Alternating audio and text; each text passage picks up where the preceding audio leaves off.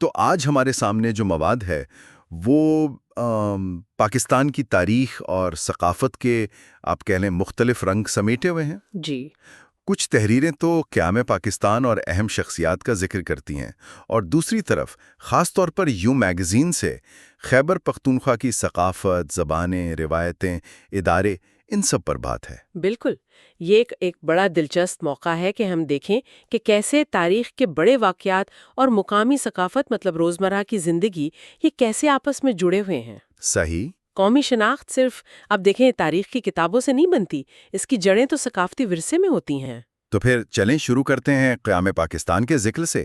ان ذرائع کے مطابق پاکستان 14 اور 15 اگست 1947 اس درمیانی رات کو وجود میں آیا۔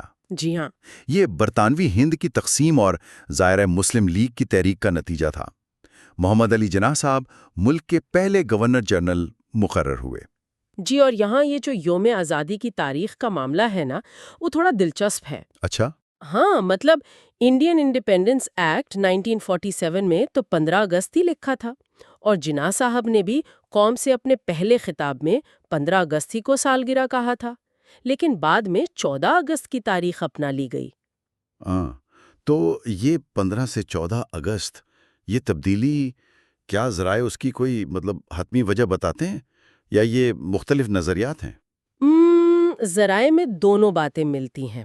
ایک تو یہ خیال ہے کہ اقتدار کی منتقلی کی جو تقریب تھی کراچی میں وہ 14 اگست کو ہو گئی تھی۔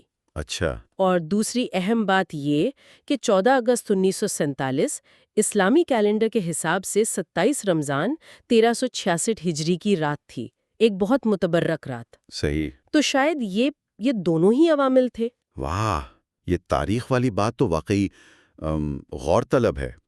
ذرائع میں جناح صاحب کی شخصیت کے حوالے سے بھی کچھ دلچسپ باتیں ہیں، جیسے ان کے لباس کا شوق۔ جی جی، کہتے ہیں کہ ان کے پاس تقریباً 200 سوٹ تھے، اور وہ ایک ریشمی ٹائی دوبارہ نہیں پہنتے تھے۔ اچھا۔ ہاں، اور یہاں تک کہ جب وہ بہت بیمار تھے، سفر سے پہلے کہا، میں اپنے پاجامے میں سفر نہیں کرتا۔ اوہو۔ اور وہ کراکلی ٹوپی، وہ تو ان کی پہچان بن گئی، جناح کیپ کہلانے لگی۔ یہ تفصیلات ایک طرف تو ان کی ذاتی نفاست اور آپ کہیں اس زمانے کے انداز کو دکھاتی ہیں، دوسری طرف یہ بھی ظاہر ہوتا ہے کہ نئی قوم کے رہنما کے طور پر وہ کیسا تاثر دینا چاہتے تھے، ایک قومی پہچان بنانے کا انداز تھا شاید، ہے نا؟ بالکل، اور اسی کے ساتھ ذرائع ہمیں یہ بھی بتاتے ہیں کہ علاقائی سطح پر خاص طور سے خیبر پختونخوا میں ثقافتی ادارے اور روایتیں کیسے شناخت بنا رہی تھیں۔ ریڈیو پشاور۔ ہاں، ریڈیو پشاور کی کہانی بڑی دلچسپ ہے۔ جی بہت۔ مجھے تو یہ جان کر حیرت ہوئی کہ یہ 1935 میں تجرباتی طور پر شروع ہوا تھا اور بر صغیر کا پہلا نشریاتی ادارہ کہلایا، وہ بھی پشتو زبان میں افتتاح کے ساتھ۔ جی ہاں، یہ اس وقت کے حساب سے یقیناً ایک بڑی پیش رفت تھی۔ پھر 16 جولائی 1942 کو اسے مستقل حیثیت ملی۔ اچھا۔ اور آزادی کی رات وہ جو اعلان تھا آل انڈیا ریڈیو پشاور سے، یہ ریڈیو پاکستان پشاور ہے، وہ بھی ایک تاریخی لمحہ تھا۔ یقیناً۔ اور اس ادارے نے آپ دیکھیں پشتو موسیقی، ادب، ڈرامہ سب کو بہت فروغ دیا۔ احمد فراز سے لے کر امیر حمزہ خان شنواری تک کتنے ہی بڑے نام یہاں سے سامنے آئے۔ اور زبانوں کا ذکر بھی وہ تو کمال ہے۔ خیبر پختونخوا میں صرف پشتو ہی نہیں، جس کے خود کئی لہجے ہیں، یوسف زئی، خٹک، وزیری، ہاں، بلکہ اور بھی بہت سی زبانیں ہیں۔ ہاں، یہ لسانی تنوع تو حیران کن ہے۔ پشاور اور ہزارہ میں ہند کو، چترال میں خوار، کالاشا، گجری، کوستانی، سرائکی، اتنی ساری؟ جی، اور یہاں تک کہ ایک بہت پرانی کم بولی جانے والی ارمڑی زبان بھی یہاں ملتی ہے۔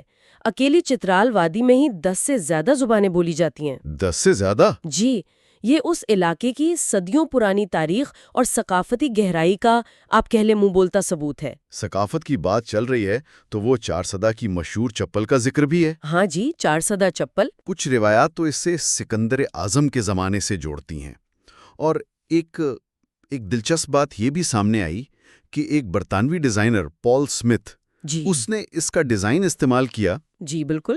اور رابرٹ سینڈلز کے نام سے مہنگے داموں بیچا۔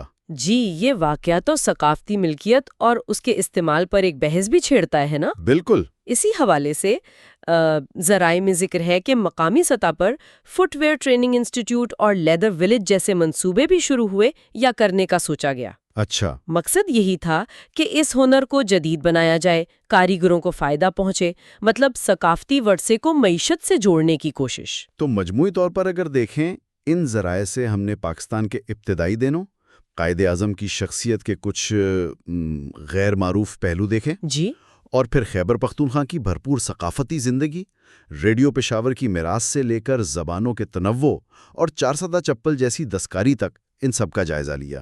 ہاں، اور یہ نکات واضح کرتے ہیں کہ قومی شناخت کوئی ایک سیدھی سادی چیز نہیں ہے۔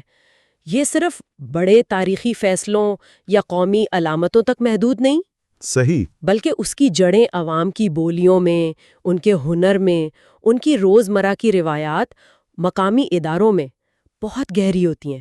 تاریخ اور ثقافت ساتھ ساتھ چلتے ہیں۔ بالکل۔ اور اختتام پر ایک سوال سا ذہن میں آتا ہے، ذرائع میں ثقافتی ورثے کو درپیش خطرات کا بھی اشارہ ہے، جیسے قدرتی آفات ہیں یا شہری پھیلاؤ۔ جی، یہ بھی ایک اہم نقطہ ہے۔ تو آج کے دور میں اس گوناگوں اور قیمتی ثقافتی شناخت کو محفوظ رکھنے اور پھر اگلی نسلوں تک پہنچانے کے لیے ہم سب پر انفرادی طور پر بھی، اجتماعی طور پر بھی کیا ذمہ داری عائد ہوتی ہے، یہ ایک سوچنے کی بات ہے۔